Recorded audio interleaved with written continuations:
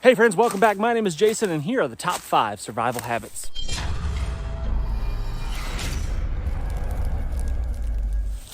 She's following me up here again. Huh? She hears me up here in the woods and she follows me every time.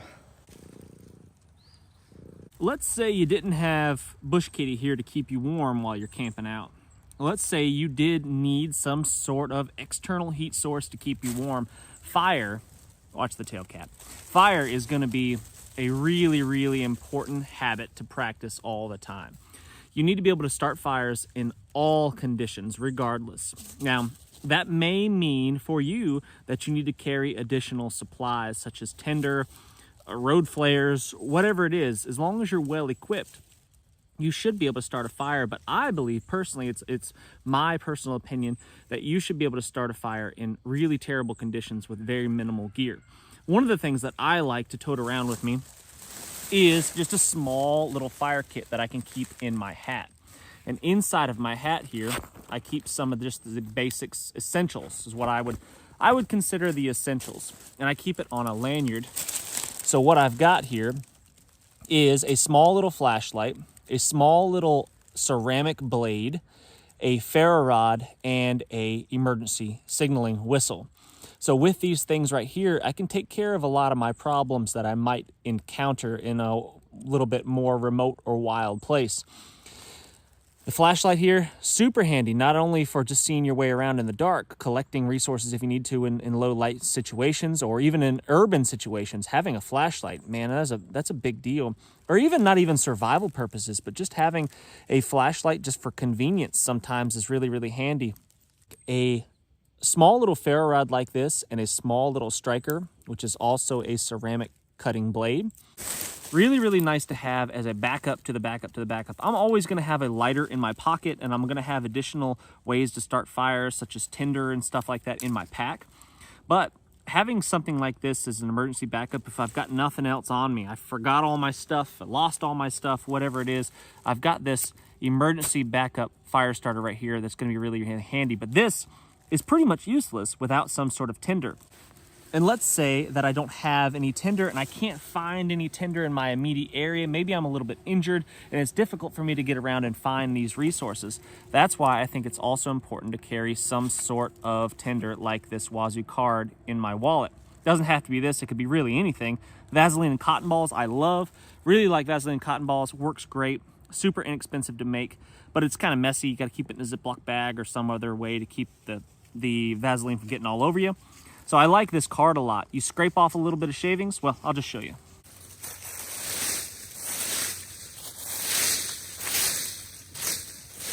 So I'll scrape the fire card into a nice little pile here. And this is completely waterproof. It's made from the same kind of stuff that guitar picks are made from.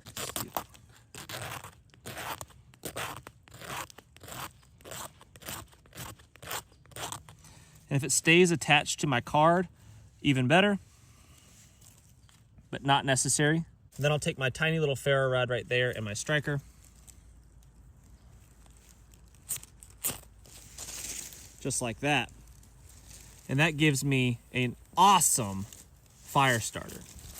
These things are incredible. Look at that.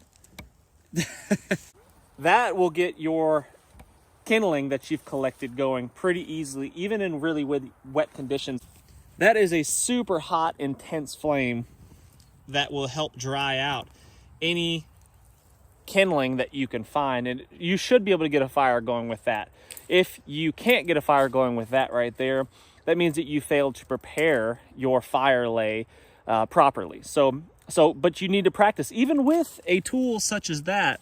Even with that thing that burns crazy hot and it's a mini little inferno, and this fire starting kit that I can always carry on me, you still need to get out and practice. You've got to test yourself in your area or any areas that you're visiting and see if you can source the right kind of kindling. See if you can find the right kind of tinder, because you can't just 100% rely on the road flare that you got in a backpack. I have seen road flares fail. Yeah, they're awesome when they work, but when they don't work, do you know how to get it done without it? I would consider fire a form of shelter because it creates this climate around you. It creates this bubble of warmth. And if you can't start yourself a fire in cold climates, that could spell disaster.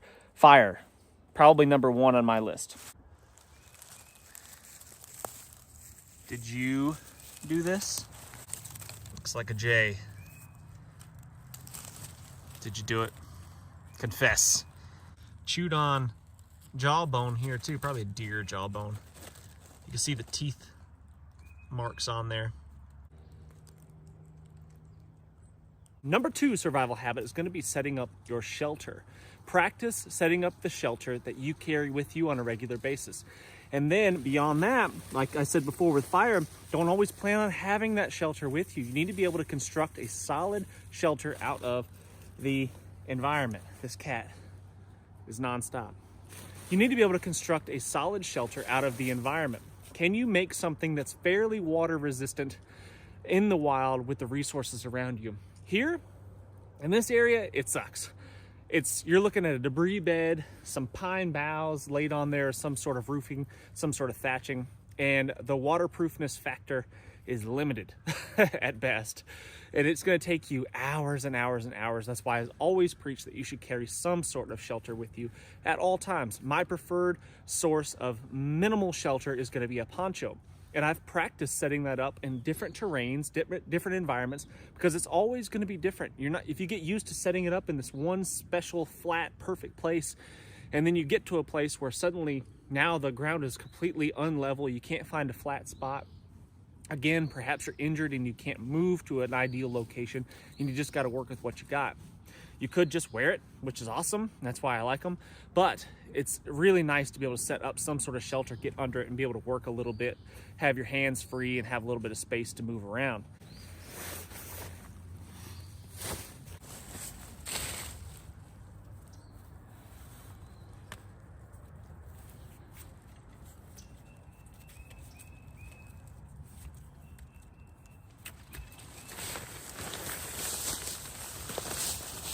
And like I was saying, practicing in different terrains, different environments, I think is really important, because let's say the ground right here is super rocky and I'm used to using my tent stakes. I've got tent stakes, I packed them perhaps, and they won't go in the ground. What do I do now?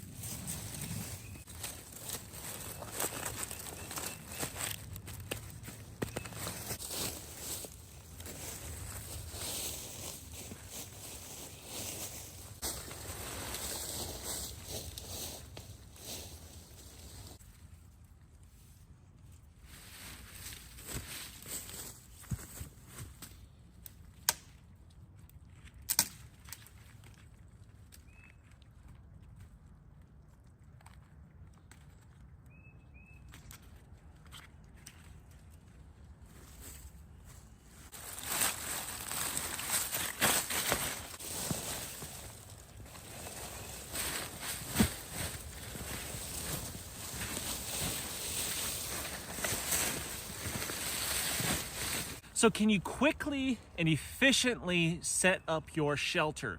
Because oftentimes you just don't have a lot of time to set this thing up and get yourself out of the elements. Because if you get soaking wet in cold conditions in a wild place, that can spell disaster, that can mean hypothermia, and that can mean death. Practice setting up your shelter on a regular basis in lots of different environments so you can get really, really good at it.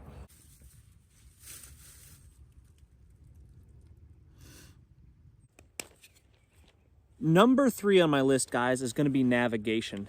It's definitely a perishable skill, and if you are not making it a habit of going out and practicing navigation, using a map and compass, navigating without a map and compass, do you know how to effectively use your GPS? Don't just wait until an emergency happens to whip that thing out and learn how to use it and learn how to use the SOS features and stuff. Make sure that you know how to navigate using your tools and without your tools. So, like for example, without any tools whatsoever, there's the sun. It's still pretty early in the morning. It's about 10 a.m. So I'm guessing that that is probably eastish. I'm guessing it's southeast, right? Because as the sun comes up in towards the middle of the day, it's going to be pretty much due south. at least where I live in the world. So that's going to be southeast. Now, if I want to check that with my compass, I can hold this puppy up. That direction right there is south. That direction right there is east. So that's pretty much exactly southeast. Based on my guess, I was pretty much exactly right? But that comes with practice. That comes with being out in the woods, making it a habit, and practicing my navigation skills so I can get better at it. I am not the best at navigation. I'm the first one to admit that. That is something that I am weak on and I need to improve. So I do get out and practice it. I like to navigate without tools as much as I possibly can because I think that's the most useful. I think that's the most foolproof. If I can figure out what the cardinal directions are based on just my intuition, the sun, and the features around me, man, that is the way to go. Having a backup such as a compass, that's great. Having a backup to that is in the GPS and knowing how to use them all, that is a big one. On a side note, I had my phone out last week, weekend before last, and I was using the compass on the phone. It was 90 degrees off. It wasn't even close. I was trying to go east and it took me south. So do not completely 100% rely on technology. Use it. Use GPS. It's very convenient. It's very handy. It's fast. It's efficient. But do not 100% rely on it because it can and will fail you eventually.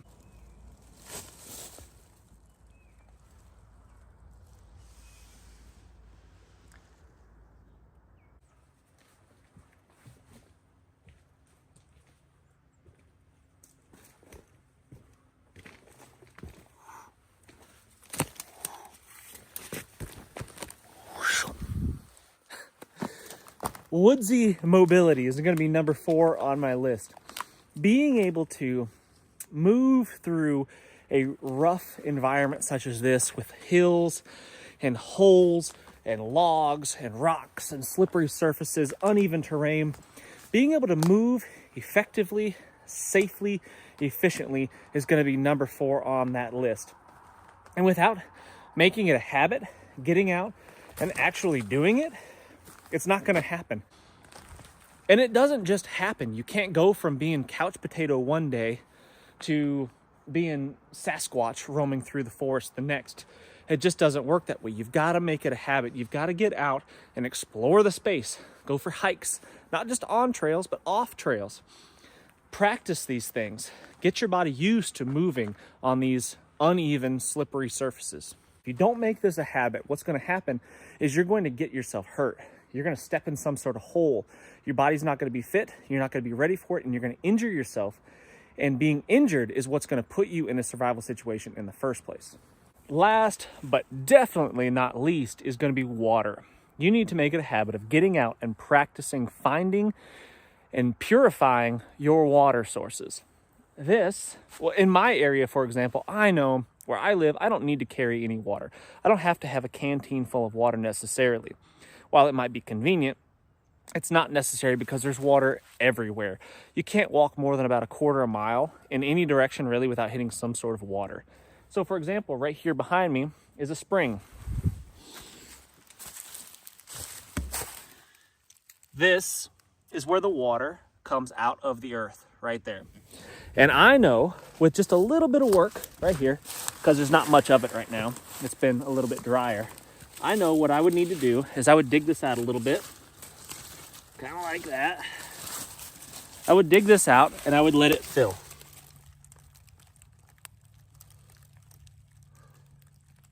The rockier, the sandier the bottom, the better. This is a little bit muddy, but it would be all right. I would let that fill up with water. I would dig it out a little bit more than that, let it fill up with water, and then I could take it and I could put it through my Grail water filter, which I'll show you, I guess. Probably should have done that before I got my hands all muddy. Should have dug into my bag before I dug in the mud. But I would go into my pack.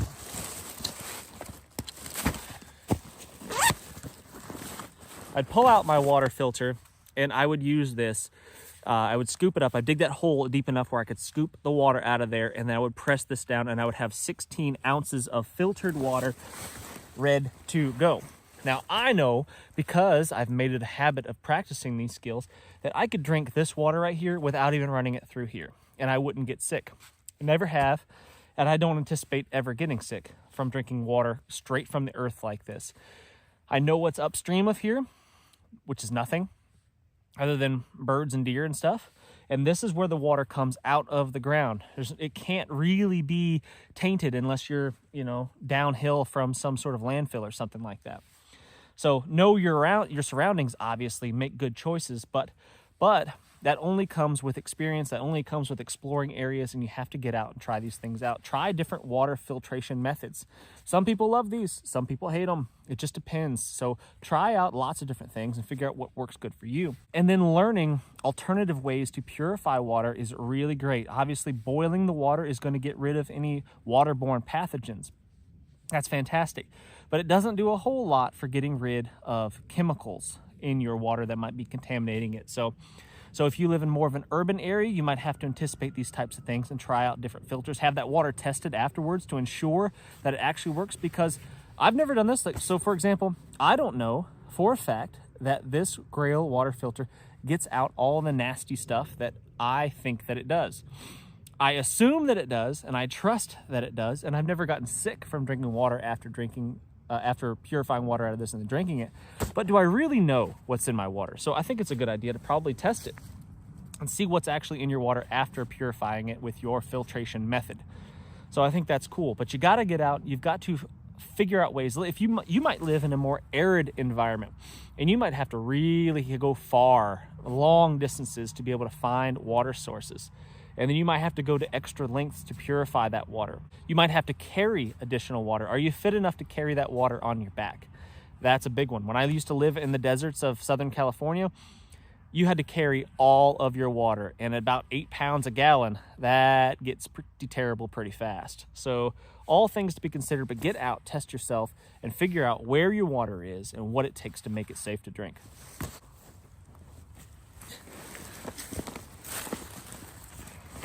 Bush cat, where have you been? What have you been doing? I know. Bah. I'm gonna wipe my muddy hands on the cat. Use her like a rag. She won't mind. She'll clean up later, right? You'll clean yourself up, won't you, cat? Won't you, bush cat? Yeah. Please leave in the comments section your top 5 survival habits that are going to make you harder to kill. Thanks so much for watching. Hit that thumbs up. Please subscribe if you haven't done so already, and I cannot wait to see you on the next one.